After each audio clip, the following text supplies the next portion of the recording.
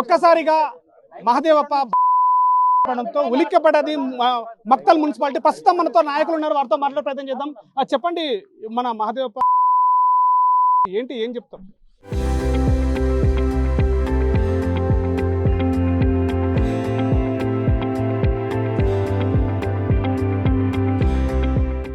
మహదేవప్ప మక్తల్ మున్సిపాలిటీలోని 6వ వార్డులో భారతీయ జనతా పార్టీ అభ్యర్థి, బలమైన అభ్యర్థి.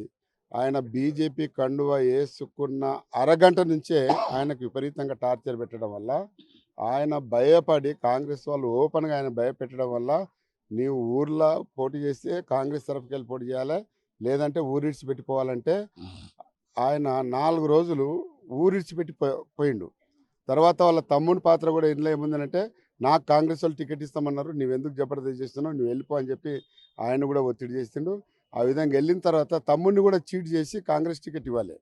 అప్పుడు తమ్ముళ్ళంతా కలిసి మళ్ళా అన్నని తీసుకొని వచ్చి మా దగ్గరకు వచ్చి మా అన్నని బెదిరించడం వల్ల ఆయన ఈ విధంగా హైదరాబాద్ పోయిండు. మేమంతా కలిసి వ్యవహారం చేస్తాము, మీరు ఇప్పుడు టికెట్ ఇవ్వండి అంటే ఇచ్చినాము. ఇచ్చిన రోజు నుంచి కూడా మాకు సరెండర్ కాకపోతే నీకేం కావాలో చెప్పండి, మా కండువా అని చెప్పి విపరీతంగా టార్చర్ పెడితే కూడా ప్రచారంలో ఉన్నాడు.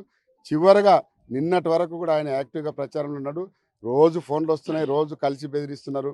నిన్న సాయంత్రం నుంచి కూడా మరి నిన్న ప్రచారం అయిపోయిన తర్వాత ప్రతి వార్డుకు ఇక్కడున్న ప్రజాప్రతినిధి ప్రతి వార్డుకి వెళ్ళాడు. ప్రచారం ముగిసిన తర్వాత కూడా అట్లా కూడా మరి ఆయన కూడా వేరే ఫోన్ నెంబర్తో మాట్లాడి ఏమైనా బెదిరించాడా, లేకపోతే లోకల్ వాళ్ళు బెదిరించారా? ఆయన ఏం చెప్పినట్టే ఫైనల్గా, నేను గెలిచినా నన్ను బతకనియరు, నేను 100 బీజేపీ నుంచి గెలుస్తా, మీకు రాజకీయం తెలియదు, నన్ను చాలా ఇబ్బంది పెడుతున్నారు, భయపెడుతున్నారు అని చెప్పి భార్యకు తల్లికి చెప్పిండు.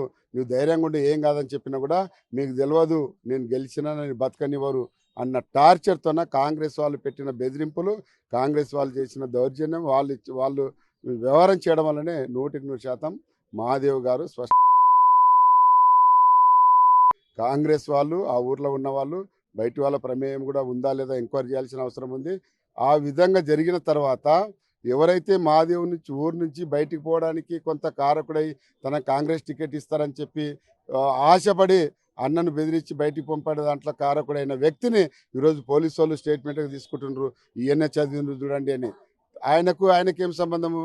ఈయన సంసారం వేరే, ఆయన సంసారం వేరే.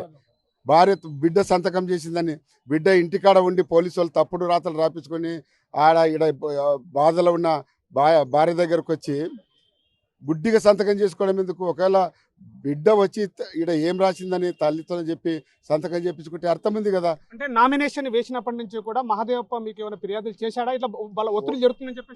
స్వయంగా నా ఇంటి వరకు వచ్చి ఫిర్యాదు చేశాడు. మీరు బీజేపీకి వెళ్ళి తప్పుకోండి, మొదట నీకు చెప్పినాం కదా, నువ్వు ఊరిడిచి పెట్టిపోయినావు కదా, మళ్ళీ ఊర్లోకి ఎందుకు వచ్చినావు అని అన్నారు. మీ తమ్మునికి టికెట్ ఇస్తున్నాం, నువ్వు వెళ్ళిపో అన్నారు. నేను సరే కొద్దిసేపటికి అని వెళ్ళిపోయినా. నా తమ్ముని కూడా మోసం చేసినాక మా తమ్ములు చెప్పి తీసుకొస్తేనే నేను వచ్చి, నాకు క్షమించండి, ఈ పొరపాటు చేయను, వాళ్ళు నా మీద ఎంత ఫోర్స్ చేస్తారు, ఎంత చేసినా కూడా నేను భయపడను అన్నాడు. కానీ లాస్ట్కు గెలిచినా నన్ను బతకనియరు అన్న మాట భార్యతోన తల్లితోనే చెప్తే ఎంతటి భయపెట్టిండవచ్చు అన్నదే ఇక్కడ సబ్జెక్టు. దాన్ని వక్రీకరించడానికి పోలీసు వాళ్ళు, బిడ్డ చందపూర్లో ఉంది, ఆడ రాపించుకుంటారు, భర్త కొడుకు తమ్ముడు ఇంకొకతో ఉంటాడు, ఆయనతో చదివిపిస్తారు. భార్య హాస్పిటల్లో గొడవని ఏడుస్తుంది, ఆమెకు విషయం చదివి వినిపించకుండా పక్కల చదువుకున్న వాళ్ళు ఏం రాసిందో చదువుతాం మేమంటే కూడా చదివించకుండా బ్లైండ్గా నువ్వు ఇక్కడ సంతకం పెట్టు అని చెప్పి ఆమె సంతకం గీక్కొని పోయినరు. పోలీసు వాళ్ళు 100% కేసును తప్పుతో పట్టించడానికి ఈ జిల్లాలో ఉన్న ముఖ్యమంత్రి, ఇక్కడున్న మంత్రి, మిగతా అధికార యంత్రాంగం అంతా కుమ్మక్కై ఈ యొక్క కేసును తప్పుతో పట్టించాలని ప్రయత్నం చేస్తుంది. ఇది తీవ్రమైన నేరము. ఎవరు తప్పు చేసినా మేము వదిలే పరిస్థితి లేదు. చట్టపరంగా అన్ని మేము చర్యలు తీసుకుంటాం. మేము డిమాండ్ చేసేది ఒక్కటే, ఎవరైతే బాధిత కుటుంబం ఉందో సమగ్రంగా ఎంక్వైరీ చేసి ఆ కుటుంబానికి న్యాయం చేయండి.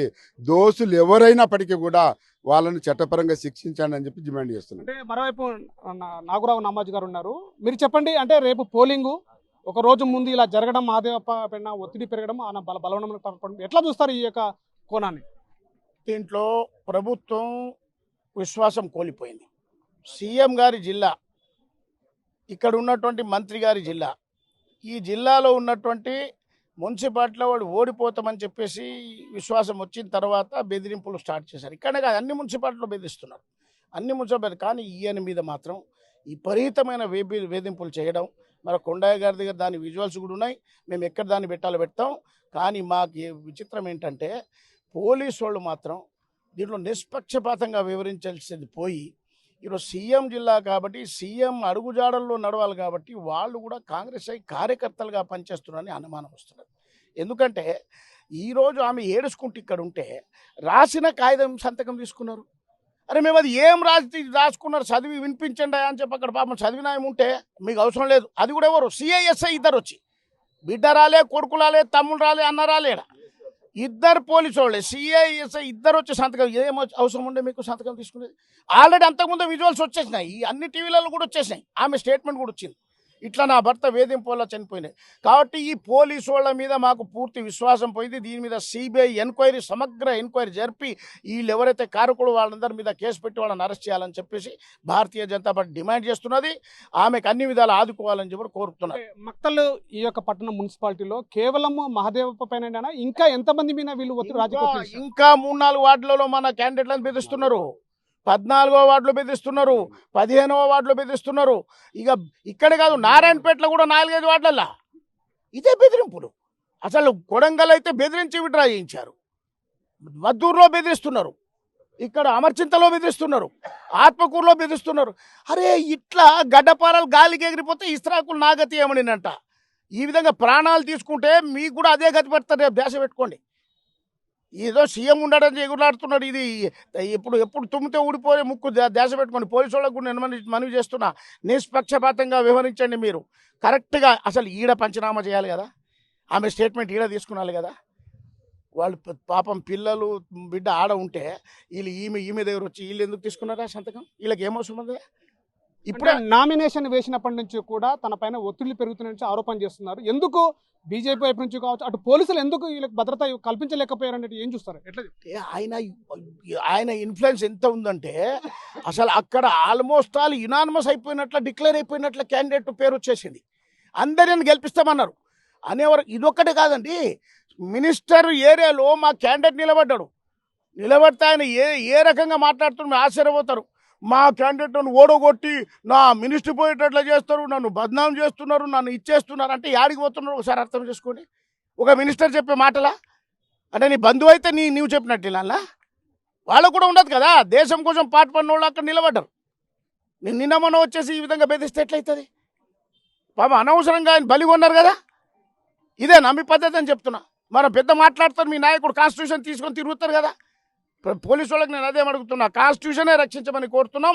కాబట్టి దీనిపై సమగ్ర విచారణ సిబిఐ ద్వారా జరగాలని డిమాండ్ చేస్తాం. సో ఇది మక్తల్ పట్టణంలో మహదేవప్ప బలవన్మరణం పాల్పడేది కేవలము రాజకీయ ఒత్తిళ్లు బాగా పెరిగిపోయాయి. గత నామినేషన్ కన్నా ముందు నుంచి కూడా ఒత్తిడి పెరిచారు. కేవలం దీంట్లో ఎస్ఐలు, సిఐలు కూడా చాలా చురుకుగా పనిచేస్తున్నారు. కానీ ఈ ఒత్తిడిని ఎందుకు ఆపలేకపోయారు, ఈ యొక్క దీనికి భద్రత ఎందుకు కల్పించలేకపోయారు అనే కోణంలో కూడా బీజేపీ శ్రేణులు అయితే మండిపడుతున్న పరిస్థితి. దీన్ని కేవలము మహదేవప్ప బలవన్మరణం ఇదొక్కటే కాదు, గతంలో నారాయణపేట కావచ్చు, మద్దూరులో కావచ్చు, బీజేపీని అభ్యర్థులు ఎవరైతే పోటీ చేస్తున్నారో అక్కడ అన్ని చోట్ల కూడా బెదిరింపులకు పాల్పడుతున్నారు. ఇది మంత్రి ఇలాకా కాబట్టి ఇలాంటి బెదిరింపులకు పాల్పడుతున్నారా? అందులో మరోవైపు కూడా ముఖ్యమంత్రి జిల్లా కావడము ఇక్కడ బీజేపీని బెదిరింపులకు పాల్పాటు చేయడం ఇది సరికాదని చెప్తున్నారు. దీనిపైన పోలీసులు సమగ్ర విచారణ చేపట్టాలి, శిక్ష ఎవరైతే ఉన్నారో నేరం చేసిన వాళ్ళందరినీ కూడా శిక్షించాలని చెప్పేసి కూడా బీజేపీ డిమాండ్ చేస్తున్న పరిస్థితి. కెమెరా పర్సన్ నర్సింగ్తో శివాజీ, RTV, మహబూబ్ నగర్ జిల్లా. Local to global news at your finger tips. మీ చేతిలో ఒక ఆయుధం. Download R TV app. Media legend Ravi Prakash is back.